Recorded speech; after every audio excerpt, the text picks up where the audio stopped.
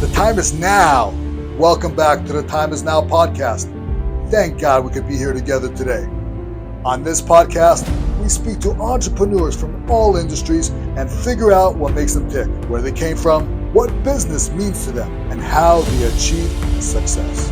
I'm Dr. Slava Shut, a doctor of physical therapy, serial entrepreneur, and your host. Welcome everybody to the Time is Now podcast with me, Dr. Slava Shut. We have a very special guest today, Justin Freishtat. And Justin is an entrepreneur and investor who focuses on transforming lives, whether that's through his farm-to-table brand, Heartland Foods, his work as a managing partner at Kerns Capital, or his coaching program, Top Human. We're very excited to have him today. Let's get into it. So how did you know you were going to be an entrepreneur, and when did this journey start? Tell us the beginning, the A to Z. Yeah, I guess it started in college when I just couldn't figure out what to do with my life. There was just nothing there for me. And after 5 years of changing majors and getting nowhere, I just started in sales at my dad's company that he started at that time. It was a really small food service. And by the end of the summer, I enjoyed sales so much, I just didn't go back to school. I dropped out and just went all in on sales. So ended up building out our sales team, moving into the VP role.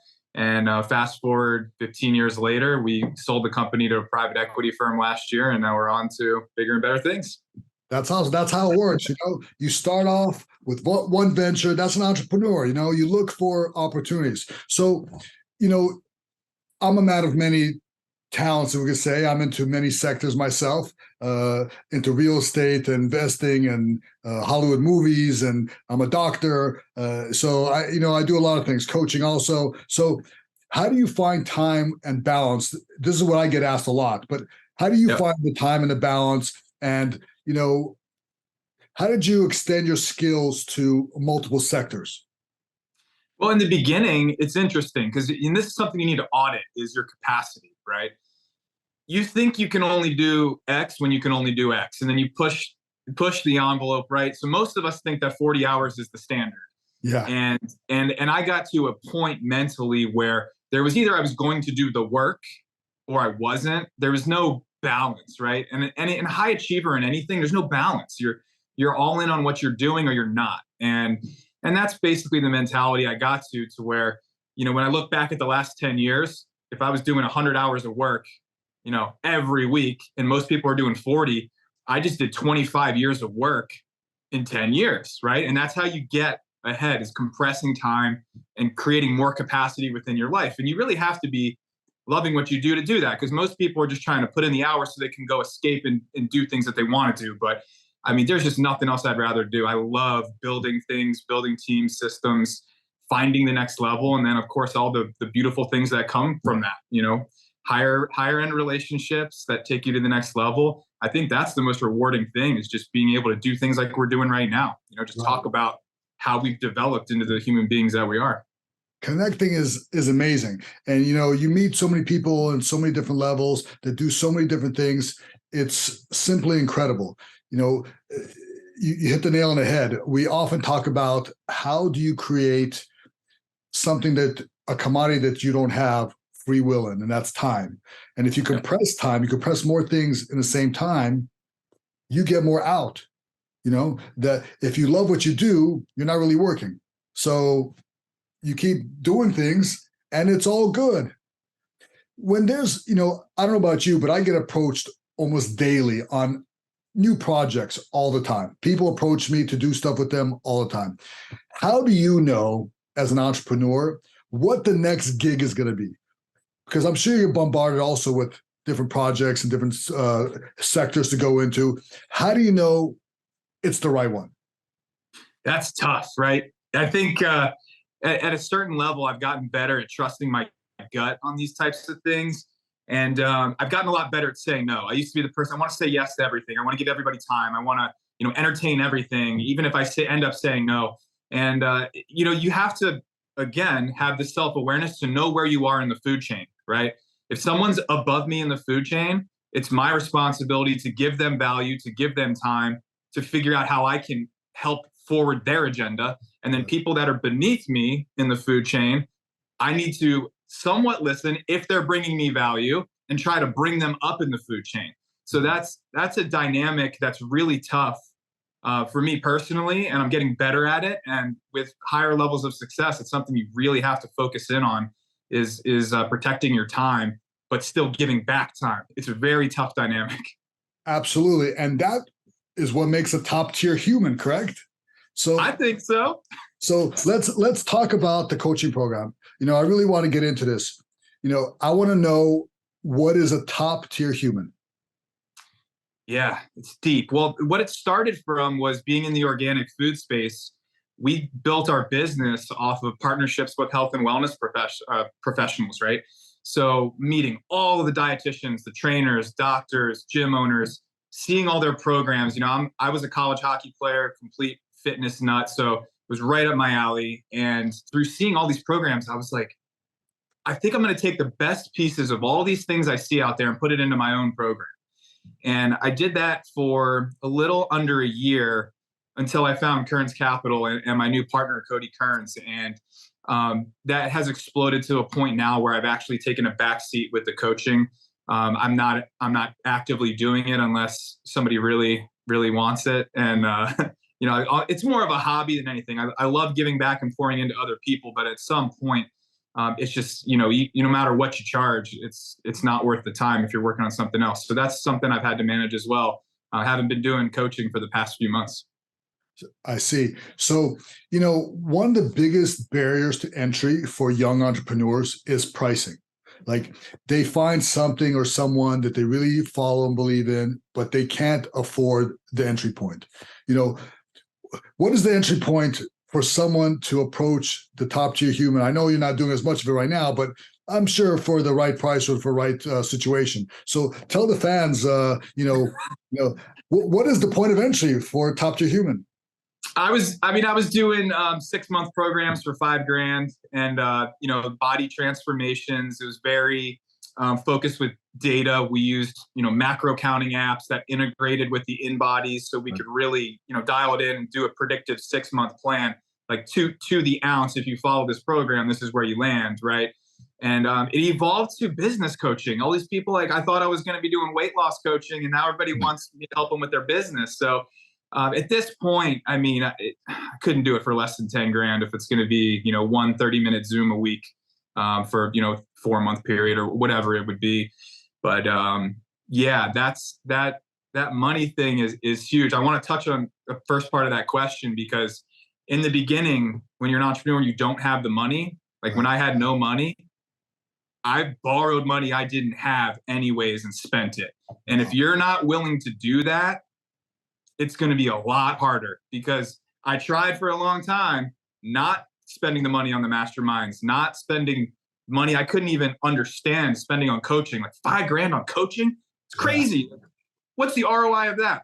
Well, once I finally started doing that, I 10x my income overnight. And now I am looking for more ways to spend money on proximity, to get around people that can take me to the next level. Masterminds and coaching is the number one acceleration life hack there is. So if you don't have the money, borrow it. It's the only way forward if you want to, jump to the next level faster. Someone else has to help you get there. Absolutely. We talk about this all the time. Why do you need a coach? The big concept. Because you want to make as little mistakes as possible. You want to get around people who have done it. They've been through the trenches. They've had the experiences.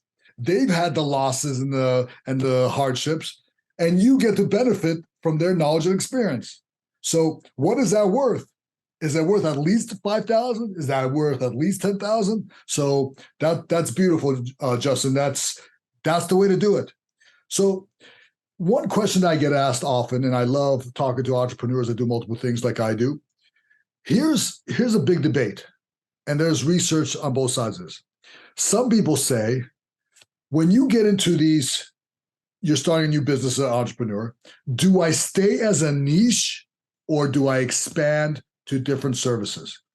And that's a big debate, and I could go either side of this, and I have.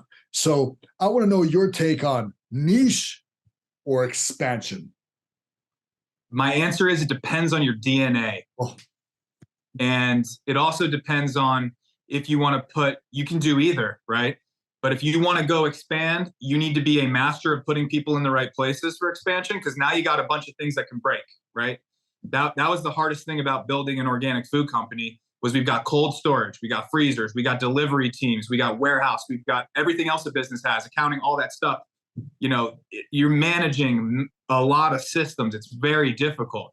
And then you want to vertically integrate, you want to horizontally integrate. It's like if we're the food delivery, well, maybe we want to be the processor too, or maybe we want to be the packer. You integrate all this stuff. It takes a very special skill set for that. It's very difficult, and I will never do it again. wow. Do not ever want to be in a business like that again. It was so hard, and what saved us was the pandemic. I mean, we're a food delivery service, so yeah. Without the pandemic, this company would have never sold to private equity. It would never happen. So what I learned of doing that for 10, 15 years is that sometimes you're in the wrong vehicle. Yeah. Well, that happens, right? Because, you get caught up and for whatever reason, life takes you to a certain direction. Sometimes you find out the hard way that it was not the place to be. And sometimes you find out like, wow, I don't know how I got here, but this is great. So yeah, everything is circumstantial, and God works in mysterious ways. And you had a company that was ready for the pandemic, and there you go. So right, so that was big and wide, that whole thing. Yeah. Now I'm niche, right? I'm niche at a hedge fund. It's the same sales, right? It's a much bigger product. Now I'm making 10 times more than I ever made with half the amount of effort. I thought that I wasn't good at business, and it was really hard. It doesn't have to be hard. So to bring it full circle, I'm going to say niche. Okay, that's good. I like how you start off with that though. The depends, and I tell people you're not going to like my answer. It depends. I use it in the medical world. We use it all the time. In the business world, we use it all the time. In mindset training, we use it all the time. Depends. It all depends on you, the product, and who wants you. Who are you marketing to? So it all depends on that stuff. So, you seem like a straightforward guy. So I want to know, is there a hot topic, a hot button that's a little bit controversial that, you may want to bring up right now? Like something in business, entrepreneurship that is a hot topic, but a bit controversial, and you want to take a stand right now? Yeah.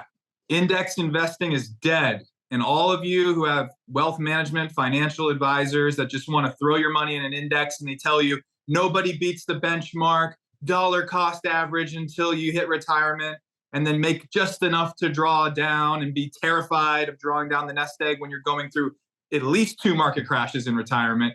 It's a failed system. And if you are sold on that, life's going to be tough in retirement. Gotcha. Okay, that is a controversial hot topic. There's people that debate that on both sides, and I've heard both side controversy, both side arguments on that. What is one book that everybody should read that you feel as an entrepreneur that's helped guide you and directed you? So, is there a book and or a mentor specifically that has gotten you to where you are today? I will say the number one book, and this is probably said a lot, but it's Rich Dad, Poor Dad by Robert Kiyosaki. If I had not read that book, my perspective on assets versus liabilities and everything that I'm doing in my life now would have never happened. So I'm going to say that's the light bulb book, is before you can go be an entrepreneur, before you, as he says, get to the other quadrant, you have to first realize you're in the wrong place. And that's what that book will help you do. Recognition. Just figuring out that maybe I don't want to be an employee my whole life. Maybe a house is not a good asset. Houses were created for the banking system, not for the homeowner. Right. It's like people want to tell you that your home goes on the balance sheet as an asset. Well, who pays for it? You do. You do. So it's not an asset. Assets are things that someone else pays me for. Yeah, that was my next question for you, because I want you to let people know what is an asset and what is a liability. And there's a big difference. And people flip-flop them all the time. One of the biggest examples we use often is that house. People pay an arm and a leg for that house that they're paying rent every month or their mortgage, right? And they think that's an asset. In fact, it brings them no money. It actually costs them. So what do we put that in the category of? Liability. Right. Give us a good asset. Give us a hot topic asset that the viewers could say, oh, I got some experts telling me that this is where I put my money. What is a good asset? Kerns Capital, no doubt. And but I want to put some caveat on what you just said, because real estate could be an asset or a liability. A stock could be an asset or a liability. Gold could be an asset or a liability. It depends where you bought it and when you sold it. So these things are assets for some people and they're liabilities for other people. You just have to make sure that when you are acquiring said asset, you do it correctly so it is an asset. Beautiful. So go ahead, plug yourself. I want people to know, Kerns Capital sounds like my ticket over the rainbow, right? So, tell us about your projects. Tell us where we can find you. Tell us how we can get a hold of you so, people could get inspired or use Kerns Capital. Tell us all about you. Yeah, so Instagram, Facebook, all the social networks. It's Justin Freishtat. It's just my name. That's the handle. TopTierHuman.com is my website. You can schedule right on there. 15-minute introduction. It's free. I'll talk to anybody once for 15 minutes. Just want to meet people. I love it. But yeah, what we're doing at Kerns Capital is revolutionary. It really is. We launched the first fund 8 months ago. The returns have been amazing. And look at what's happening around every financial market. If you're in stocks, if you're in bonds, everything's getting demolished by the Fed. We are doing alternative investment strategies. So the money's in cash every day.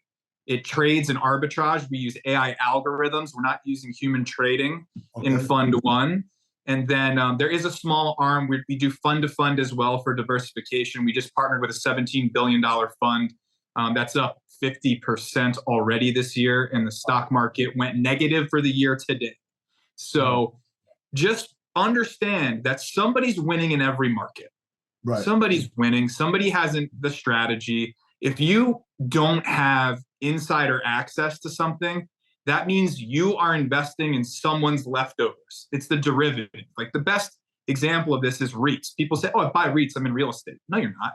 You're in a derivative of what I invest in. And then we repackage it and put it out in the public market so you can get a 4% dividend. We made all the money on the asset already. It's the same thing with stocks. We're launching a private equity fund right now that's partnered with one of the biggest IPO providers. They had last round allocations right before the IPO on Uber, Airbnb, Lyft, Spotify. They're making 2,000% returns in a year or two period because they were on the inside. And that's what Kerns Capital gives the normal, everyday accredited investor access to. And how does that work? So an accredited investor comes to you, right? And there's a specific fund, or you find other things to invest in through Kerns Capital? Both. So part of my background is investing in multifamily real estate. And my partner, Cody, has big positions, in the same space. I mean, I'm up to 1,674 doors of multifamily assets across 5 states, right? As an LP, just to put that caveat on there. But I'm an LP too. There's nothing wrong with being an LP. I'd rather be an LP because that means I am a partner. That means I own a percentage of this LLC. I'm getting all of the tax benefits of owning the company. You don't get that when you invest in the derivative, right? So that's what we're given access to. Fund 1 is very simple and straightforward. It's an algorithmic trading fund. So if you're looking for outsized returns that are not market correlated, that's the fund for you. If you want long, consistent returns, smaller returns, better than the stock market, but big tax advantages, then you want to be in the real estate fund, And these are the different products that we're going to be rolling out so that you can have access to all of them. And they're all kind of work together, right? Because if I got big gains in the trading fund, well, I'm going to need some tax benefits from the real estate fund. So you invest in them in tandem to get a net return that's pretty much tax-free if you do it correctly. But again, I'm not a CPA. I'm also not a registered investment advisor. So I'm just telling you what I do This is Just not experience. investment advice. Absolutely. And basically that's just called advice. Like anybody shooting the breeze at the bar could give another person some advice where to put their money to help them out. What we call that in my industry is called value. So thank you for bringing value to the public. So are there any last words you'd like to tell the audience of about you or about anything else, and any inspiring thoughts? We want to leave on a positive message. Yeah, anything's possible. I know people say that, but I mean, for so long, I thought that my life, like I was in a box in my head. It's like when you put the jar in the fleas, right? They just learn where the ceiling is, and you have to figure out a way to take that jar off your head and your life, and just understand that anything is literally possible. If you want it bad enough, you'll figure it out. If you're not taking action, but you're frustrated with your life, all you got to do is stop worrying about the results and just get started, because you will never be able to see the result ahead of time. And I think that's why people don't get started. Right. And that's why the best investments are the ones you can't put an ROI on. I don't know what's going to happen when I spend 5-10 grand to go to a mastermind, right, but I did find my business partner at one of them. What's the ROI of the rest of my life in this amazing hedge fund business? It would have never happened if I didn't spend the 10 grand on a leap of faith. Right. It's only money. Like, people are trying to protect money when they don't have any. Think about that for a second. Yep. If you're not a millionaire, you need to keep risking it all until you figure it out. Yeah. And forever, I was like, I got my first 5 grand. I was like, I'm putting it in the S&P 500.